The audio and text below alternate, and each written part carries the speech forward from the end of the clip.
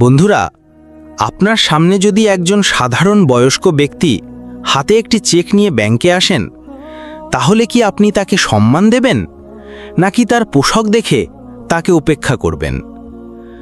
এটি একটি বাবার অপমানের এবং একটি মেয়ের ন্যায় বিচারের জন্য লড়াইয়ের গল্প। এমন একটি মেয়ে যে কেবল একজন অফিসারই ছিল না, বরং তার বাবার সম্মানের সবচেয়ে বড় রক্ষক ছিল। এটি কেবল একটি গল্প নয়, এটি সেই মানসিকতার প্রতিচ্ছবি যা মানুষকে তাদের পোশাক দিয়ে বিচার করে এবং যারা সরলতাকে দুর্বলতা মনে করে তাদের জন্য একটি শিক্ষা।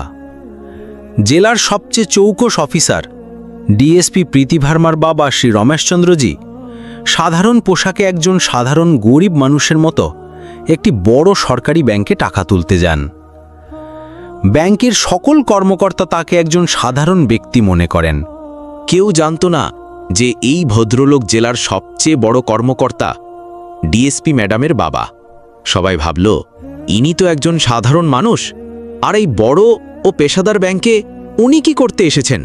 এর মধ্যেই শ্রী রমেশচন্দ্রজি ধীরে ধীরে হেঁটে কাউন্টারের দিকে যান। কাউন্টারে সুনিতা নামের একজন নিরাপত্তা প্রহরী বসেছিল।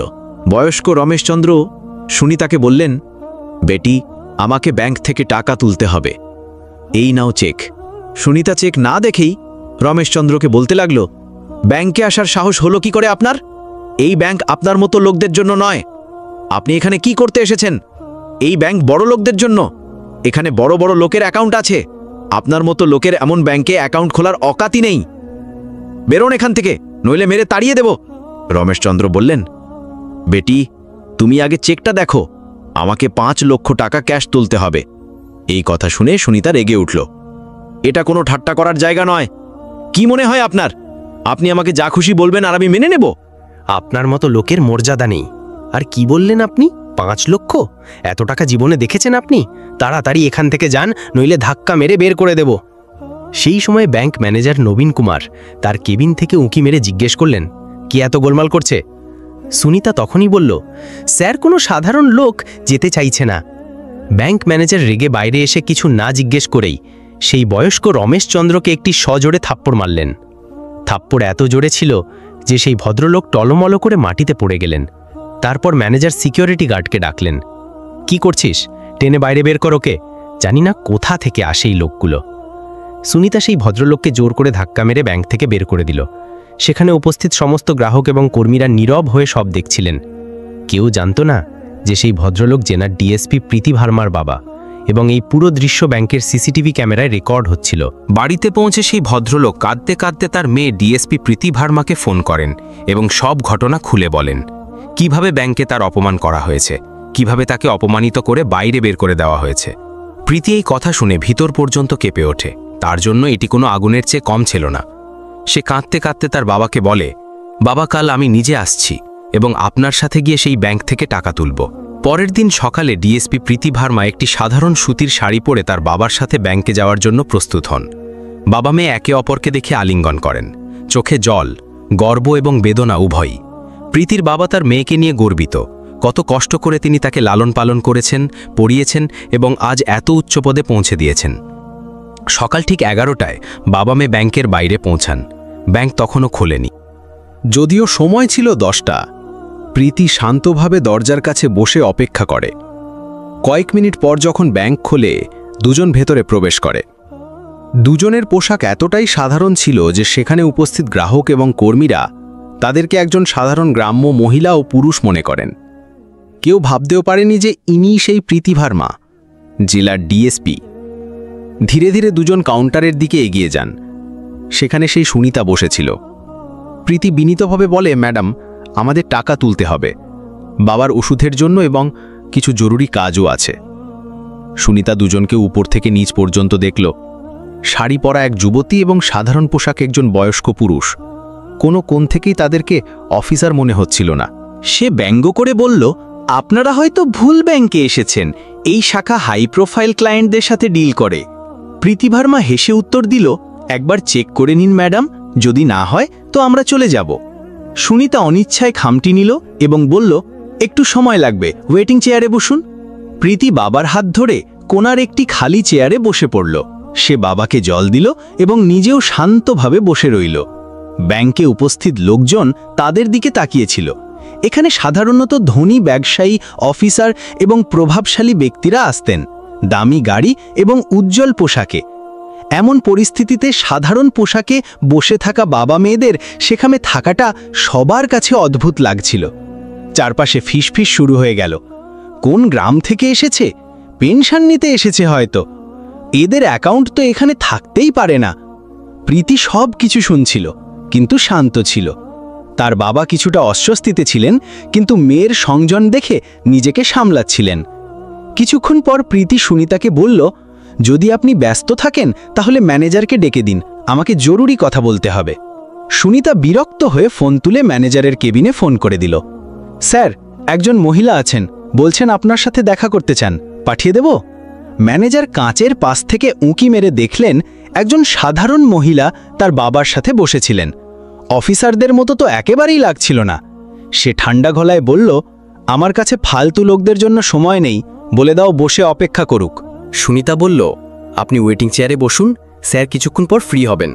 প্রীতি কিছু বলল না, শুধু বাবার হাত ধরে শান্তভাবে বসে রইল।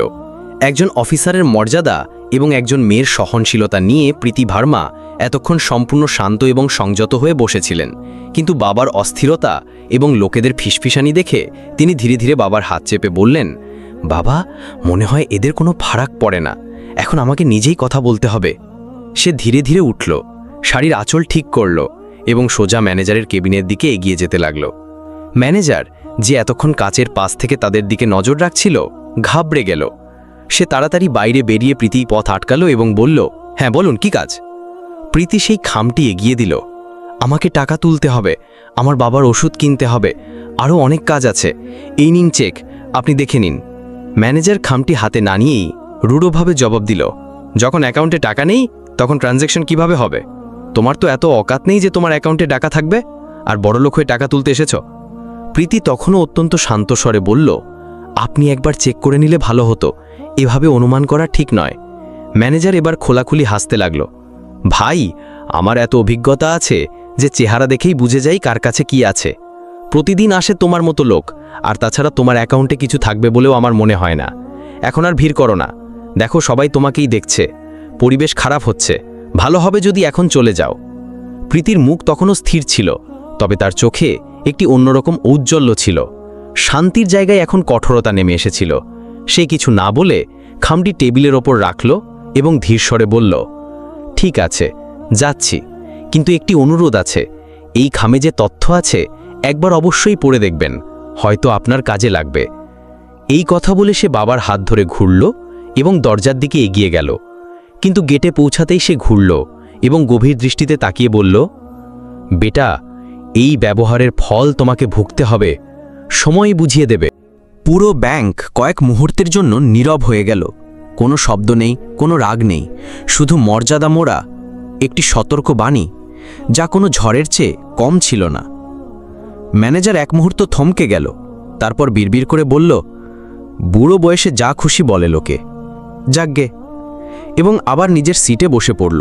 তার সামনে সেই খামটি তখনও টেবিলের ওপর পড়েছিল, অদেখা, অপঠিত। সে জানত না যে সেই খামের মধ্যেই সেই সত্য লুকিয়ে আছে যা তার দুনিয়া পাল্টে দেবে। পরের দিন ব্যাংকের সেই রুটিন শুরু হয়।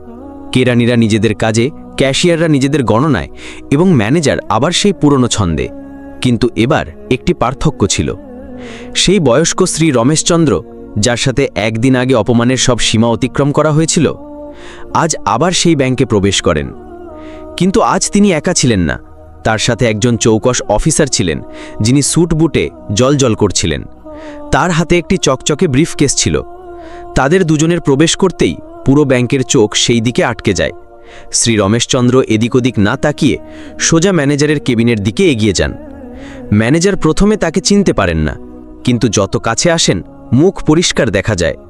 সেই ভদ্রলোক যার সব ফাইল সে গতকাল প্রত্যাখ্যান করেছিল, সেই যাকে তার সরলতার জন্য সে হেসেছিল, সেই যাকে সে আমাদের এমন গ্রাহক চাই না বলে বের করে দিয়েছিল। এখন তার মুখ ফ্যাকাশে হয়ে ওঠে। ঘাবড়ে গিয়ে সে নিজেই কেবিন থেকে বাইরে আসে। রমেশচন্দ্রের মুখ আজ আত্মবিশ্বাস এবং মর্যাদায় উজ্জ্বল ছিল। তিনি থামেন না, সোজা ম্যানেজারের সামনে দাঁড়ান এবং তীক্ষ্ণ স্বরে বলেন, ম্যানেজার সাহেব, আমি গতকালই বলেছিলাম যে আপনার ব্যবহারের ফল ভুগতে হবে। আপনি শুধু আমাকে নয়, আমার মতো হাজার হাজার সাধারণ নাগরিককে ছোট করার চেষ্টা করেছেন। এখন শাস্তি ভোগ করার সময়। ম্যানেজার হতবাক হয়ে বলে, আপনি কি আমাকে শেখানোর? এটা আপনার বাড়ি নয়, এটা ব্যাংক, আর আপনি এখানে আমার কিছু? রমেশচন্দ্র তার কথা মাঝপথে কেটে হাসেন। তারপর তার সাথে আসা অফিসারের দিকে ইশারা করেন, এদের সাথে পরিচিত হন, ইনি আমার আইনি উপদেষ্টা এবং আমি প্রীতি ভার্মা, এই জেলার পুলিশ সুপারিনটেন্ডেন্ট অর্থাৎ ডিএসপি, পাশাপাশি এই ব্যাংকের 8% শেয়ার হোল্ডারও, এবং ইনি আমার বাবা, যার সাথে আপনারা খুব খারাপ ব্যবহার করেছেন। এক মুহূর্তের জন্য পুরো ব্যাংকে নীরবতা নেমে আসে। সকল কর্মচারী, গ্রাহক, এমনকি দরজার কাছে দাঁড়ানো নিরাপত্তা কর্মীরা স্তম্ভিত হয়ে যান। ম্যানেজারের মুখের রং উড়ে যায়। সে কিছু বলার আগেই প্রীতি ভার্মা আবার বলেন, তোমাকে ব্যাংক ম্যানেজারের পদ থেকে অবিলম্বে সরানো হচ্ছে। এখন তোমার পোস্টিং ফিল্ডে করা হচ্ছে, যেখানে তোমাকে প্রতিদিন সাধারণ জনগণের সাথে দেখা করে রিপোর্ট তৈরি করতে হবে। প্রীতি ভার্মা ব্রিফকেস খোলেন এবং দুটি নথি বের করে সামনে রাখেন। প্রথমটি ম্যানেজারের বদলির আদেশ, দ্বিতীয়টি কারণ দর্শানোর নোটিশ, যেখানে লেখা ছিল যে আপনার ব্যবহার ব্যাংকের নীতির পরিপন্থী পাওয়া গেছে। ম্যানেজার এখন পুরোপুরি ঘরমাক্ত হয়ে গেছে। কাঁপতে কাঁপতে বলে, ম্যাডাম, আমার ভুল হয়ে গেছে, আমি লজ্জিত। গতকালকের কথার জন্য মন থেকে ক্ষমা চাইছি। প্রীতি ভার্মার চোখ তখনও স্থির ছিল, কিন্তু কণ্ঠে সেই ন্যায় ছিল যা একজন অফিসারের পরিচয় হয়। ক্ষমা কিসের জন্য চাইছ? শুধু কি আমার অপমান করেছিলে তুমি, নাকি সেই সব গ্রাহকদের যারা সরলতার সাথে আসে কিন্তু তোমার চোখে শুধু পোশাক দিয়ে বিচার করা হয়? কখনো ব্যাংকের গাইডলাইন পড়েছ তুমি? তাতে পরিষ্কার লেখা আছে প্রতিটি গ্রাহক সমান, কেউ ধনী বা গরিব হয় না, এবং যে কর্মচারী বৈষম্য করবে তার বিরুদ্ধে ব্যবস্থা নেওয়া হবে। তারপর এক মুহূর্ত থেমে তিনি কঠোর স্বরে বললেন, আমি চাইলে আজই তোমাকে সাসপেন্ড করতে পারতাম, কিন্তু আমি একটি সুযোগ দিচ্ছি নিজেকে শুধরে নেওয়ার। পরের বার তোমার নাম নয়, তোমার পরিচয় মুছে দেওয়া হবে। তারপর তিনি ব্যাংকের নিরাপত্তা প্রহরী সুনিতাকে ডাকলেন।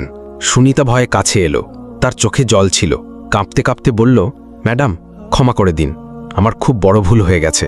ভবিষ্যতে আর কখনো কাউকে এভাবে বুঝব না। প্রীতি ভার্মা তার দিকে তাকালেন, তারপর বললেন, পোশাক দেখে কাউকে ছোট মনে করো না। আজ যে শিক্ষা পেয়েছ তা সারা জীবন মনে রেখো। ব্যাংকের পুরো স্টাফ এখন চোখ নামিয়ে দাঁড়িয়েছিল। তিনি সবার দিকে তাকিয়ে বললেন, পদ দিয়ে নয়, চিন্তা দিয়ে মানুষ বড় হয়। যে মানবতাকে বোঝে সেই আসল অফিসার হয়। এই কথা বলে প্রীতি ভার্মা তার বাবার সাথে ব্যাংক থেকে বেরিয়ে গেলেন। ব্যাংকে কয়েক মুহূর্তের নীরবতা নেমে এলো। তারপর একে একে সবাই একে অপরের দিকে তাকালো।